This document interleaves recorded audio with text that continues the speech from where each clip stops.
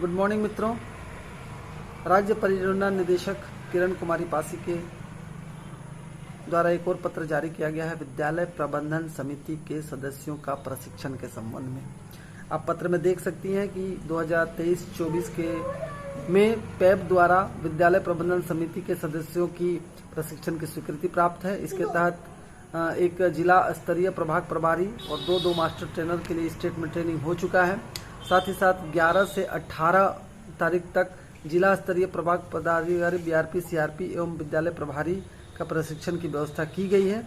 और इसके साथ ही 21/8 से लेकर 30/11 तक यानी 30 नवंबर तक, 21/8 तो पार हो चुका है, अभी ये 9वां महीना में चले गए हैं। तो विभाग के जो भी पत्र आते हैं विद्यालय के प्रभारी तक काफ़ी लेट में पहुंचते हैं, उसके बावजूद उनकी बहुत जल्दबाजी में सारा कार्य करना पड़ता है। यही तो विडंबना है, लेकिन क्या करिएगा, सरकारी नौकरी में अगर आप हैं तो इन सारे विडंबनाओं को झेलते हुए आपको अपने लक्ष्य की प्राप्ति करनी है।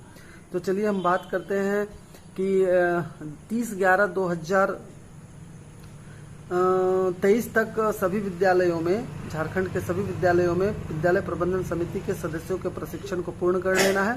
और साथ ही साथ उसके बाद 30 सितंबर तक विद्यालय विकास योजना का भी निर्माण करना है। ये दो एक पत्र में आया हुआ है, दोनों कार्य को करना है। तो चलिए अभी हम लोग जानते हैं कि ये प्रबंध समिति का प्रशिक्षण के तहत हमको क्या करना है। तो आप जैसा कि पत्र में देख सकते हैं कि प्रशिक्षण का क्रियान्वयन जो हो गया, इसमें क्या हो गया, विद्यालय प्रबंधन समिति के सदस्यों का 2 दिवसीय गैर आवासीय प्रशिक्षण होगा, यानी कि उनको रात में रुकना नहीं है। और साथ ही साथ जब वो दिन भर हमारे कार्यक्रम में शामिल होंगे तो उनके लिए खाने पीने की व्यवस्था होगी और उनको प्रशिक्षण देने के लिए मास्टर ट्रेनर होंगे। मास्टर ट्रेनर के रूप में बीआरपी और सीआरपी होंगे, जिनका प्रशिक्षण जिला स्तर पर होना है, शायद हो भी गया है। इसके साथ ही साथ क्या होगा कि 80 जो उत्कृष्ट विद्यालय उनका भी प्रशिक्षण होगा। लेकिन ये बाद की बात है, हम लोग जो मतलब रखेंगे इस बात पर रखेंगे कि हम लोग के विद्यालय में जो प्रबंध समिति है उनके सभी सदस्यों का प्रशिक्षण हमको बीआरपी सीआरपी की मदद से लेना है। इससे पहले भी हो चुका है, प्रोजेक्टर का हम लोग प्रयोग करते थे, या से सीआरपी आते थे, 1 घंटे का एक वीडियो था, उस वीडियो को दिखाना है, उस पर परिचर्चा और चर्चा करना है, साथ में सदस्यों को खिला पिला देना है, तो सब लोग मस्त और खुश हो जाते हैं। चलिए आगे देखते हैं और क्या करना है। तो एक प्रभारी होने के नाते आप क्या करेंगे, तो सबसे पहले क्या करेंगे, जैसे ये सूचना, ये पत्र आपको प्राप्त हो जाएगा, वीडियो भी आप देख लेंगे, समझ जाएंगे। सबसे पहले अपने सूचना पंजी में या विद्यालय प्रबंधन समिति की सूचना पंजी में विद्यालय प्रबंधन समिति के सभी सदस्यों को एक सूचना भेज देना है। वो रजिस्टर में लिख के बच्चों आप जाके साइन भी करवा सकते हैं, या अपने विद्यालय में कोई और लोग हैं आपके सहयोगी, जैसे विद्यालय प्रबंधन समिति के ही कोई जो आपका सहयोग करते हैं, या फिर रसोईया हैं, या विद्यालय के ही जो बच्चे हैं, बच्चे मतलब जो हमारा संसद है, बाल संसद, उसके अध्यक्ष या किसी की सहायता से हम सभी सदस्यों का सिग्नेचर करा लेंगे कि भाई अमुक दिन आप से अमुक दिन तक 2 दिन का आपका गैर आवासीय प्रशिक्षण है, इसमें आपकी उपस्थिति अनिवार्य है और इसमें बहुत सारी चीज़ों पर परिचर्चा की जाएगी। उसके बाद क्या है कि जैसे ही ये हो जाएगा, इसकी विवरणी को भी हम लोग को एक लिंक के माध्यम से सबमिट कर देना होता है। इसमें इस पत्र में ये प्रावधान किया गया है कि जैसे ही बैठक हम लोग कर लेंगे, 2 दिन का प्रशिक्षण पूर्ण हो जाएगा, उसके अगले 2 दिन के अंदर ई विद्या वाहिनी में उसको अद्यतन कर देना है और 1 सप्ताह के भीतर उसको प्रबंध पोर्टल पर भी उसके व्यय का ब्यौरा डाल देना है। तो प्रबंध पोर्टल यानी हम लोग सीधा समझ सकते हैं पीएफएमएस पोर्टल पर हम जो है उसका डाटा डाल देंगे, ताकि इसके संबंध में जो राशि प्राप्त हुई है, तो चलिए वो भी जानते हैं कि क्या राशि प्राप्त हुई है इस बार और उस पैसा को किस प्रकार हमको व्यय करना है। तो में ये हमेशा से जिज्ञासा रहती है कि इस बार जो है विद्यालय के प्रबंध समिति के सदस्यों के प्रशिक्षण में कुल राशि क्या है, इसको किस प्रकार से खर्च करना है, क्योंकि खर्च तो करना ही, साथ ही साथ इसका बिल और वाउचर भी तैयार करने के बाद पीएफएमएस पोर्टल पर हमको डालना पड़ता है। तो सबसे पहले पिछले बार की तरह इस बार भी आप वीडियो में देख सकते हैं कि एलसीडी कंप्यूटर या प्रोजेक्टर, यानी कि आपके पास एलसीडी की व्यवस्था है तो बहुत अच्छा, एक बड़ा सा एलसीडी 43 इंच का, 53 इंच का, 56 इंच का ले लें, उसमें वीडियो आप चलाएं।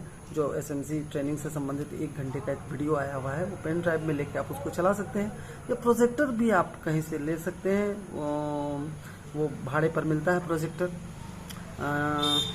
और इसके साथ ही साथ क्या करेंगे आप कि कंप्यूटर भी लगता है, क्योंकि उसको साथ कनेक्ट करने के लिए, तो उसके लिए 1000 रुपया का राशि हमको विभाग से प्राप्त होगा। इस 1000 की राशि से आप इसको आसानी से कर सकते हैं। फिर क्या होता है, स्टेशनरी मटेरियल जो है, एक याद रखिएगा कि 19 मेंबर्स के लिए प्रशिक्षण की व्यवस्था है। 16 तो मेरे प्रबंध समिति के मेंबर्स ही हो गए हैं और 3 लोग और आप शामिल कर सकते हैं। इसमें कोई रसोईया हो सकती है या फिर विद्यालय के और शिक्षक हो सकते हैं। ज़्यादा शिक्षक हैं तो उनके लिए भी व्यवस्था नहीं है, क्योंकि 19 ही लोगों के लिए है। तो 16 तो मेंबर ही हो गए।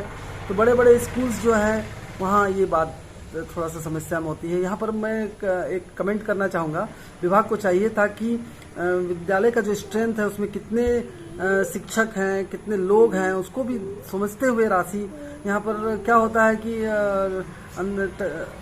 टकेसर खाजा टकेसर भाजा, अंधेर नगरी चौपट राजा, टकेसर खाजा टकेसर भाजा वाली बात आ जाती है। मेरा बात बुरा लगेगा वीडियो में, लेकिन डालना पड़ रहा है मुझे ताकि लोग संज्ञान में ले इस बात को कि जहाँ एकल विद्यालय का शिक्षक है वहाँ के लिए भी यही राशि है, जहाँ 20 शिक्षक है वहाँ भी वही है। तो जब कोई स्कूल में प्रोग्राम होता है तो प्रभारी का दिमाग में ये बात आता है कि अगर चलिए समोसा ही आ रहा है तो मेंबर्स के अलावा एक एक समोसा लोगों को मिल जाए, चाय ही आ रहा है तो 10 और शिक्षक बैठे हुए, क्या उनको चाय नहीं पिलाया जाए? तो इस चीज़ का भी ध्यान रखना काफ़ी आवश्यक होता है। तो चलिए 19 लोगों के लिए है और उसके लिए कोस्ट जो है पर व्यक्ति के लिए 22 रुपया का कोस्ट है, जिसमें पेन, नोटबुक, फोल्डर और लिप फ्लैट लिया जाए। उसके लिए 418 रुपया हो जाएंगे अगर 19 लोगों के लिए 22 रुपये के रेट से उसको कैलकुलेट करते हैं। तो साथ ही साथ नाश्ता या लंच जो भी आप खिला सकते हैं, चूँकि 2 दिन है तो एक दिन में 19 लोग, 2 दिन में 19 दूनी 38 लोग। 38 लोग के लिए 30 रुपया के रेट से यूनिट कोस्ट खाना या नाश्ता का पैकेटिंग आप कर सकते हैं। 2 मिठा डालते हैं अगर आप तो 12 दूनी 24 रुपया कम से कम आज का रेट हो गया है। और 2 समोसा 6 दूनी 12 रुपया होता है। तो 24 और 12 अगर करते हैं तो 36 रुपया होता है। सरकार आपको 30 रुपया देती है, चूँकि हेडमास्टर हैं ही मैनेजमेंट करने के लिए। 5 रुपया का अंडा को भी 6 रुपये में खरीदना पड़ता है, 6 रुपया के अंडा को कभी कभी 5 रुपये में खरीदना पड़ता है। तो ये मैनेजमेंट हम लोग करते रहते हैं, सब लोग करते हैं, पारंगत भी हो गए हैं। और विभाग को भी ये पता है कि हमारे शिक्षकों से बड़े कोई नहीं है, उनसे ज़्यादा बुद्धिमान भी कोई नहीं है। यही कारण है तो सिविल सेवा की परीक्षा में जो आरक्षण था, चलिए इस पर चर्चा हम लोग बाद में करते हैं। इस तरह से 1330 रुपया हो जाएंगे, 19 दूनी 38 लोग और 30 रुपया का रेट से। और साथ ही साथ स्कूल इस तरह से 2748 रुपया का कुल खर्च लगभग आएगा। स्कूल डेवलपमेंट प्लान का एक पेज भी आता है, इसको भी जेरॉक्स टाइप का करना पड़ेगा। तो 2748 रुपया आएगा। लेकिन हम देखते हैं कि हमारे अकाउंट में PFMS पोर्टल में जब आप चेक करेंगे अपना लॉगिन ID से तो 2730 रुपया इसके लिए दिए गए हैं। तो 2730 रुपया का ही बिल और वाउचर तैयार हमको करना पड़ता है।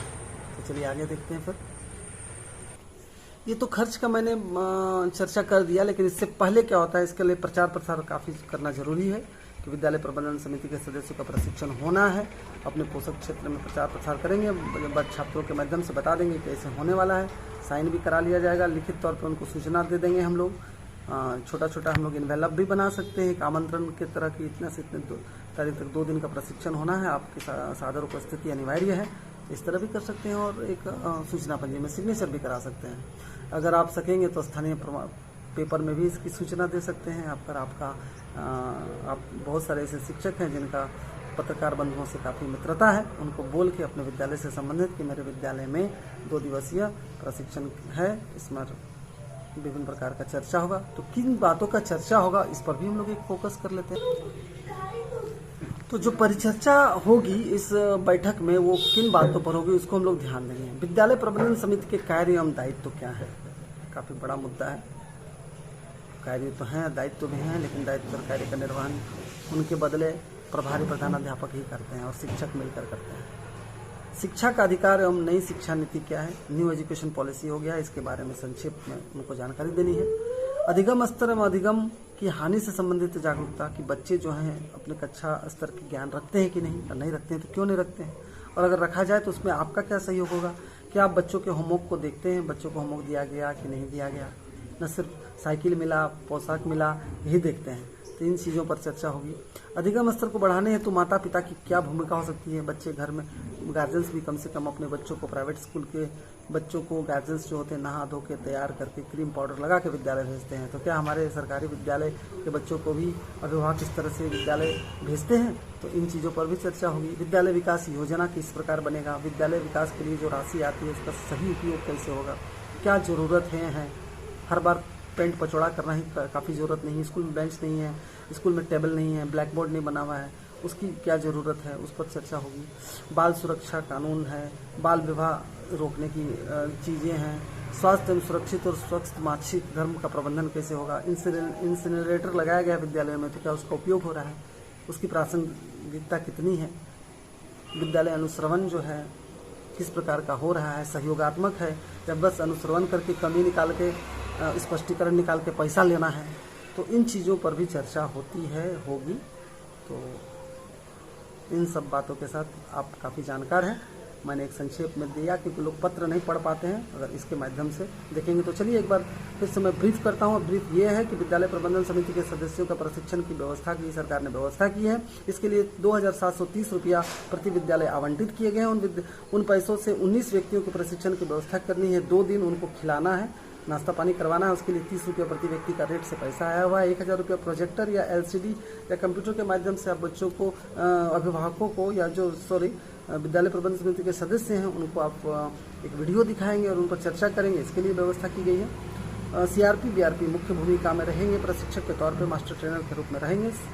HM उनका सहयोग करेंगे और इसको सफल बनाएंगे। इस चुनौती को सभी लोग स्वीकार करते हुए जल्दी से जल्दी समय पूर्व काम कर लें। 30 नवंबर तक की अंतिम तिथि दी गई है इसके लिए और ये अभी से ही प्रारंभ हो सकता है। विद्यालय प्रबंधन जो आपका PFMS पोर्टल है, इस पर ये पैसा की राशि आ गई, मैंने देख भी लिया है।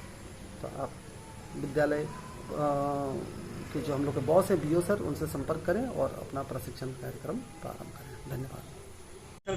चलते चलते सबसे महत्वपूर्ण बात, SMC प्रशिक्षण से पूर्व विद्यालय के प्रभारियों का एक प्रशिक्षण BRC स्तर पर होगा और सबसे बड़ी खुशखबरी, प्रत्येक शिक्षक के लिए 165 रुपये की राशि सरकार के द्वारा BRC को दी जाएगी, जिससे कि उनके अच्छा से आतिथ्य सत्कार हो, खाना पाना का अच्छा व्यवस्था हो। तो चलिए हम लोग स्टार्ट करते हैं BRC से, फिर चलेंगे अपने स्कूल की ओर। धन्यवाद।